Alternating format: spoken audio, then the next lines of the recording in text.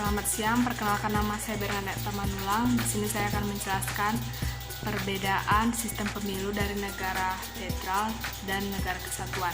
Nah, saya di sini akan menjelaskan terutama sistem pemilu dari negara kesatuan.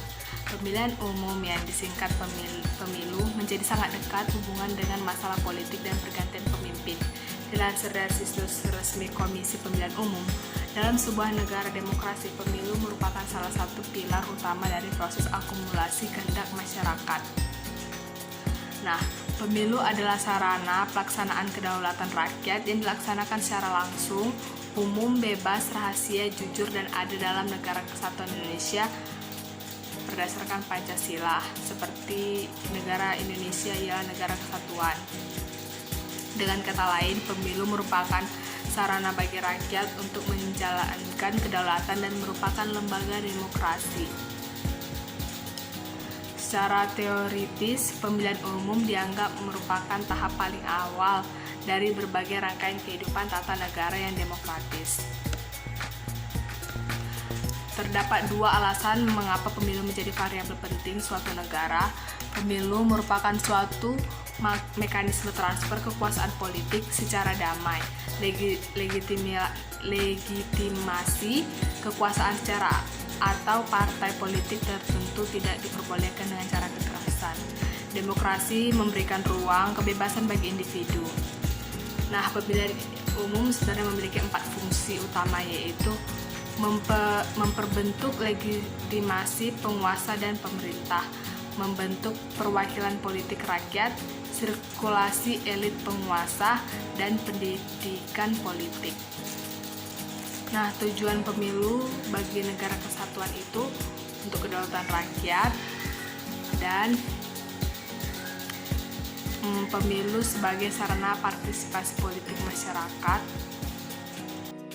Nah, di sini saya akan menjelaskan perbedaan dari sistem pemilu negara federal. Nah, di sini saya mengambil contoh Amerika Serikat. Pada saat yang lalu publik di seluruh dunia perhatiannya tertuju pada pemilihan presiden Amerika Serikat.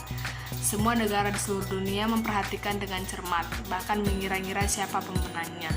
Ini semua dicermati sebab nantinya akan berimplikasi pada kebijakan Amerika Serikat di internasional, di mana kita semua tahu Amerika Serikat pengaruh sangat besar di dunia. Nah, sistem pemilu Amerika Serikat merupakan sistem distrik.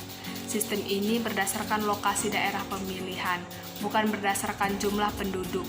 Dari semua calon, hanya akan ada satu pemenang. Dengan begitu, daerah yang sedikit penduduknya memiliki wakil yang sama dengan daerah yang banyak penduduknya, dan tentu saja banyak suara terbuang.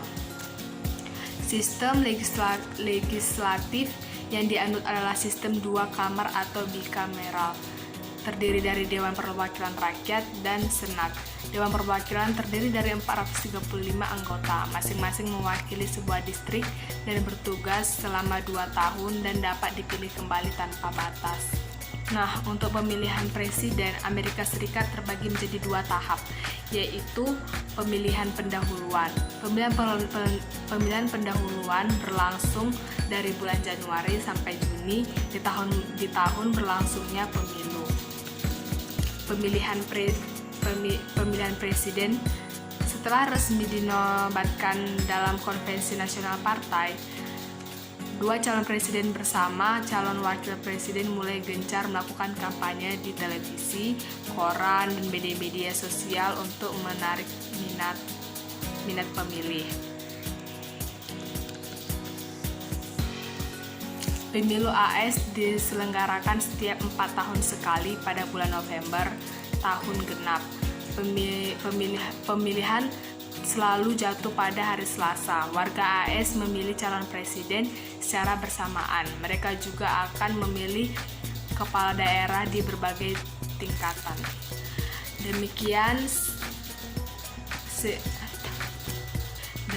sekilas perbedaan dari kepemiluan di negara kesatuan dan negara federal. Jika dibandingkan dengan sistem kepemiluan di negara kesatuan, banyak sekali perbedaan. Meskipun sama menganut sistem presidensial, tergantung faktor-faktor yang mempengaruhi sistem pemerintahan suatu negara, antara lain karena faktor sejarah, faktor ideologi, dan lain-lain. Sekian dari saya, terima kasih.